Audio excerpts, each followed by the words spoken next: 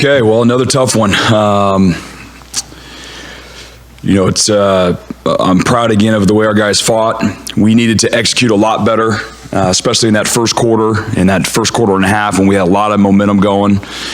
If we were able to do anything there offensively and put some points on the board, we really felt like we could have really got the momentum on our side. With the turnover, our early touchdown, the safety, some really good returns by Giles Jackson.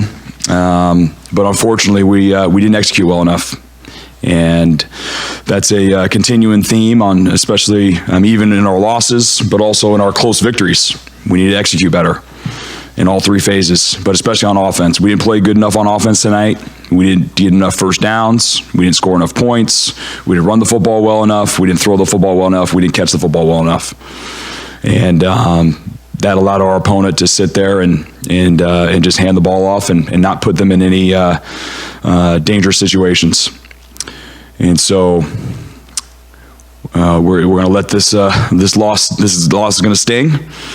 And even after all that, we're right there at the end of the game, possibly trying to go down there and tie it up. And so with that, I'll take questions. Jimmy, this is obviously a heated rivalry.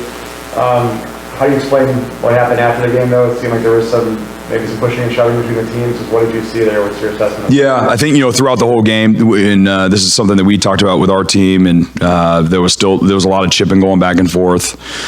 Obviously, a rival game, and during the game that was happening, and then all I saw was there was those guys chipping, 18 to 22-year-olds, and they were talking trash back and forth. I didn't hear what they were saying, but our staff and their staff did a good job of separating the guys before anything seriously escalated. I mean, in the first half, you were seen on the sideline striking your own player. What were you thinking?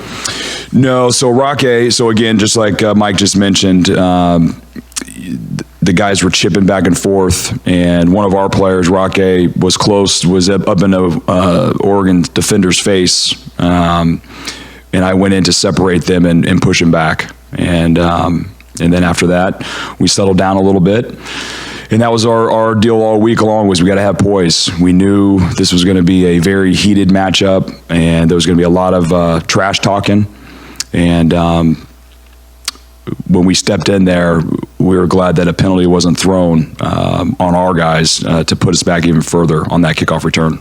Regret striking him? I separated him. I didn't strike him. I separated him. You talk about execution on offense. Do you put any of that on play calling or strictly on execution? It's all on the coaches. It's all on the coaches. Execution starts with me. It's all on coaches. You can put 100% on the coaches. So you can write that. That's all on us. It's all on us first. We got to put our guys in position to go out there and execute and make plays. And so in my opening statements, when I said execution, I'm talking about myself and our offensive staff. What was the thought process behind punting at the end there? So we had 2 timeouts, and if we punt the ball and we stop them, we're going to have the ball with 50 seconds left to go down and score a touchdown. And so that was the thought process there. We weren't obviously planning on getting a safety there with our punt operation. But we would have 45 to 50 seconds left to go down and still tie the ball game up with a touchdown and a 2-point conversion. Do you consider going for it? Oh, yeah. I mean, I'm considering everything. We're always considering everything. And at that position, after the 3 plays that we just did right there and did not move the ball 1 inch, and we still had the opportunity on a fourth, it was 4th and 10.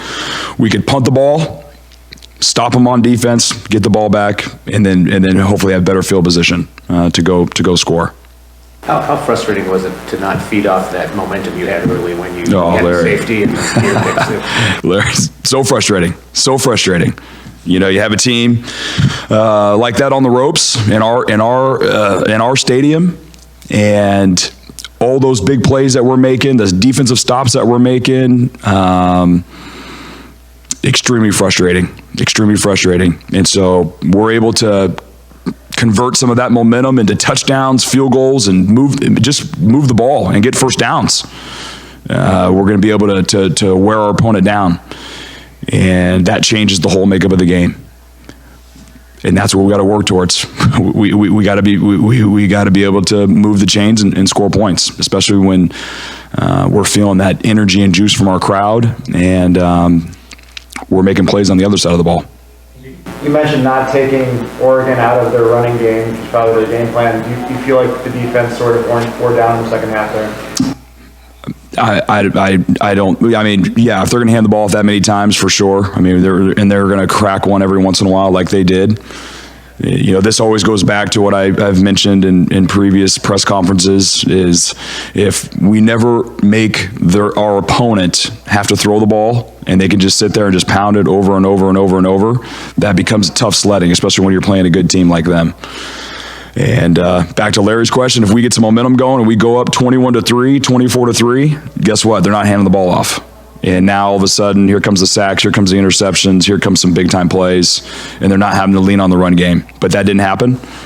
We didn't put them in that position, so they were able to play conservative and rack up the yards. Do you think your offense allows for that to happen, where your opponent has to bend in the run?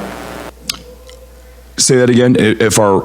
Sorry, say that question one more time. You mentioned earlier that you want to wear down your opponent, and also that you want your opponent to make sure that they stop running the ball all the time. Do you think that your current offense allows for that to happen? Yeah, we didn't play well tonight on offense. If that's what you're saying, and I think I already said that. And it starts with us as coaches. And so yes, if we are able to score points and move the ball and get some more first downs, then yes, we wouldn't have finished that way. I think everybody knows the offense needs to execute better. Are there changes that you can make in the offense to give it a jump start right now? Yeah, we're working on those every single week, and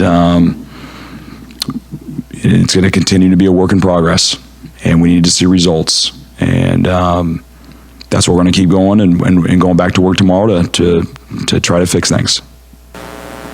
Do the post-game altercations disappoint you as a coach, or is that something that you don't mind when your players get a little chippy?